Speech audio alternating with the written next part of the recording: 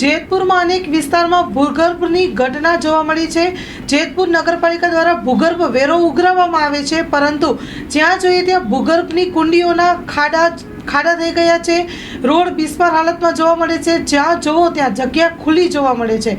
નગરપાલિકા દ્વારા શહેરમાં ભૂગર્ભ ગટરની લાઈનો નાખેલ છે, પરંતુ અમુક અંતરે કુંડીઓ બનાવેલ હોય ને કુંડીના ઢાંકણા જોવા નથી મળ્યા અને અકસ્માત સર્જાવાનો ભય લોકોને સતાવી રહ્યો છે। તો મિત્રો, આ એક મોટી સમસ્યા છે કે દરેક જગ્યાએ સમસ્યા જે છે એણે માથું ઉંચક્યું છે। તંત્ર જે છે એ સમસ્યાના સમાધાનમાં જે છે એ સંપૂર્ણ નિષ્ફળ છે। તો આ બાબતે ખરેખર તંત્રને જાગવું પડશે, અન્યથા લોકો જે છે એનો આક્રોશ ગમે ત્યારે જે છે એ તમને સહન કરવો પડે।